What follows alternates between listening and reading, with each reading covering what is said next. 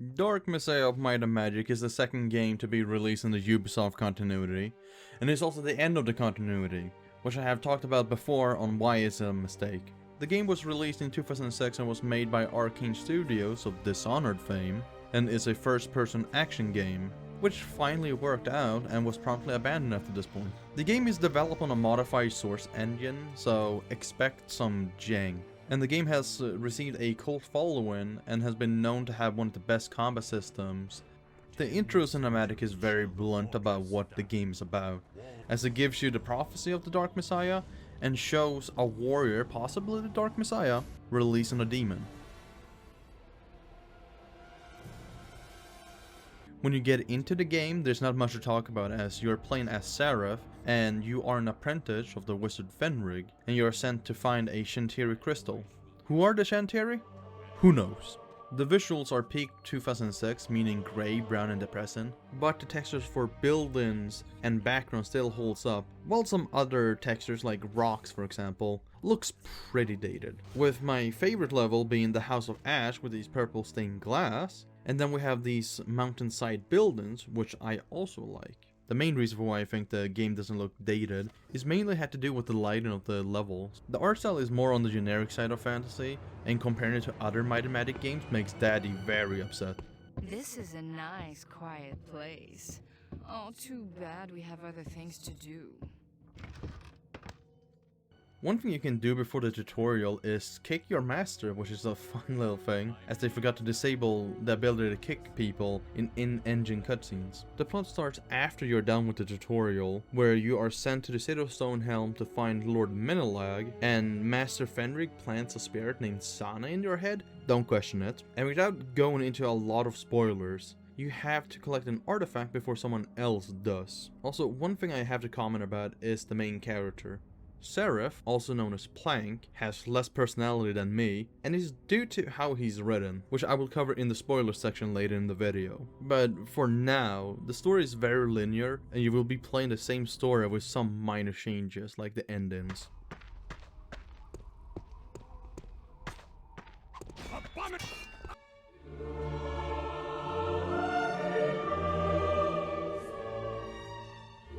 The tutorial goes through all the typical things like moving, picking up items, but they have also a function to kick people. It's kind of what the game has become known for, the fact you can kick people and it might be more effective than using weapons sometimes. You are then told to improvise, adapt, overcome. Think.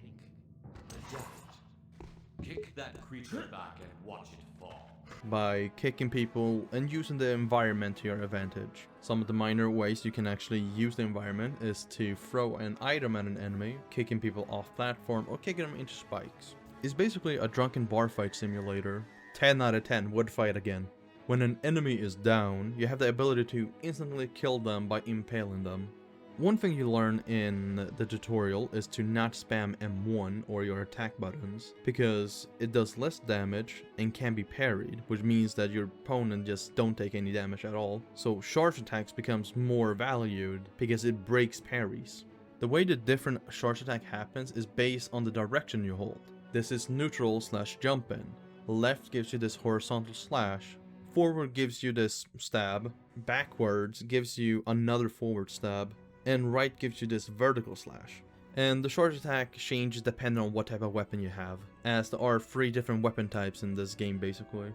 You have one-handed weapons, you have daggers, and then you have combat staffs. The game has a skill system, and there are 3 different skill trees. You gain skill points by completing objectives, and finding secrets might give you some skill points, so it's worth exploring the map for. There is the combat tree, which gives you stronger attacks and better archery. Then you have the magic line, which gives you different forms of magic spells. Then you have the miscellaneous, which can give you extra health, extra mana, and wasted points. One thing I have heard several times when it comes to this game is that you can't jump straight forward and brute force your way through the enemies. This is generally false, as the combat-free jumping attack is busted. The range, the knockback, and the damage. It's also the fact that you can get the attack from any charge attack as long as you jump. There's also a function that if you hit headshots, the enemy gets stuck in lag for longer, and they also have a higher likelihood of getting knocked down, which makes jump attacks really busted in this game. The other non-combat free jump attack is still very good, and probably the go-to attack because of the extra stun you get for headshots. Then we have the magic spells. There are two forms of magic in this game, offensive and utility. On the offensive side, we have the typical things like fireballs, lightning, and freeze. Fire and lightning deals damage and are effective against some enemies, like lightning damage being good against orcs, and fire against spiders, while the freeze spell has the most fun applications. Sure, you can use it as a simple way to stun an enemy, but you can also place it on the ground, and that will cause enemies to fall down, causing wonderful ragdolls. For the utility spells, there is telekinesis, healing, sanctuary, weaken, and charm. Honestly, these spells are way more interesting than the combat spells, besides sanctuary. Telekinesis can be used offensively by picking up the environment and chucking them at enemies. It also doesn't seem to have a weight limit to it. Charm is a spell I never use, but it makes enemy attack their allies for the duration, or make them passive. Healing is really weird compared to all the other spells, as you don't need to equip it like a weapon, so you can just press the hotkey for it, and bam, you're being healed. The healing spell is also pretty cheap for the amount of healing you get from it, as it is 15 health for 10 mana, which then leads to a problem. All the non-full health potions sucks in this game, as they heal for 10 health, while a mana potion gives you 50. So with the heal spell, you get 15 times 5 equals 75 health. So a mana potion is 7 times better than a healing potion, or a non-full health potion, and it barely costs any skill points to get heal. Also, on the topic of potions, the carry limit is 20 per item. Then we have Sanctuary, the most broken spell in the game, as it shares the same activation as heal. What is it that makes this spell so broken? Well, you don't take any damage from magic, melee, or fall damage. I also think you don't take any damage from poison, but you can still be afflicted with poison when it's active. So you basically just activated God mode for a couple of seconds. We then have the weaken spell, which I barely use unless I have adrenaline, which is a great way to talk about this system. You gain this by fighting, and when the bar is full, it will increase the power of the next attack you use. Using weapons will give you a one-shot kill attack, and offensive magic is the same. But utility spells gains new uses, like telekinesis being able to pick up enemies and just throw them, and the weaken spell shrinking the enemy so you can kill them by stepping on them. One thing before I go talk about story spoilers, there's this bridge in chapter 5 which can by accident be destroyed by NPCs, and the bridge connects to a story important area, and at this time you have a weapon called the rope bow, which shoots arrows with rope on them. These arrows can attach themselves to wood only, and there's a branch to where you're supposed to go. This is a great detail because they had a backup solution for if the bridge went down by accident. Skip to this time if you want to avoid spoilers for a 16-year-old game.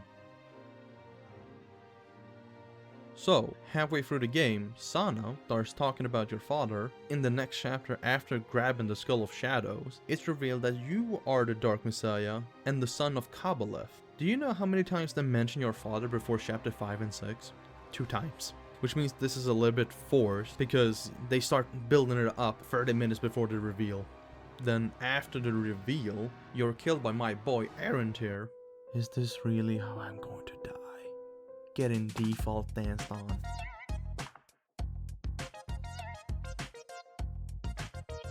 In chapter 7, you get demon powers. One common misconception is that demon form gives you additional speed, but in reality, it only changes your FOV. Demon form also gives you health after killing an enemy, but frankly, demon form is pretty bad as there's no additional skill line for it, so it's pretty forgettable. Also, one of the biggest decisions you can make in this game is picking a girl. You can either go for Liana or Sana. The way you choose is that in chapter 8, you have the option to save Liana from Mother Namturo. Mother Namturo, where are your human parts? Why are you not half spider, half woman like Quelaag? Oh shit, I brought up Dark Souls.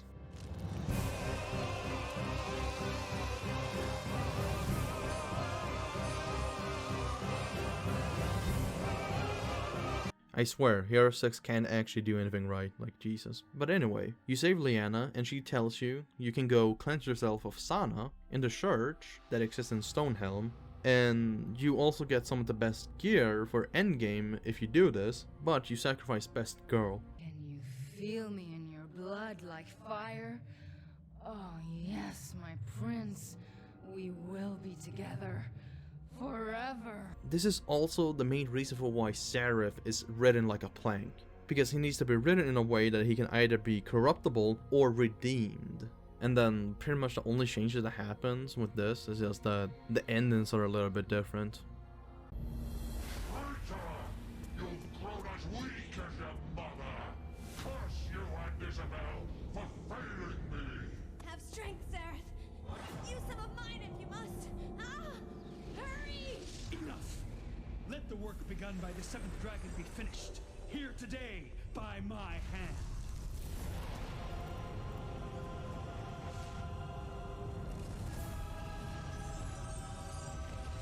Betrayer! I shall hunt you like a cur that you are, you and your pretty friend. Remember that. I am ancient and patient. One day I will be free, and I will teach you the full measure of agony! The game also has multiplayer, but it's completely dead. And the multiplayer used a class system. I can't really say much more about this, but I would actually highly recommend playing this for the single player alone. And the combat is a really fucking good system. But be aware of crashes, as the Steam copy has a tendency to crash whenever I'm exiting the game for some reason. The game has crashed a bunch of times for me, but even if that happens, there's probably an autosave so you don't lose much in terms of progression. And also, one of the funny things that you can do in this game is that you can actually kick during the credits. So you can kick everyone who made this game. I would also like to thank everyone who watches this video. I do have the intention to review every Might and Magic game, but I'm also gonna be uploading reviews of general RPG games. So maybe the next time I upload a video, it's gonna be about another RPG game besides Might and Magic.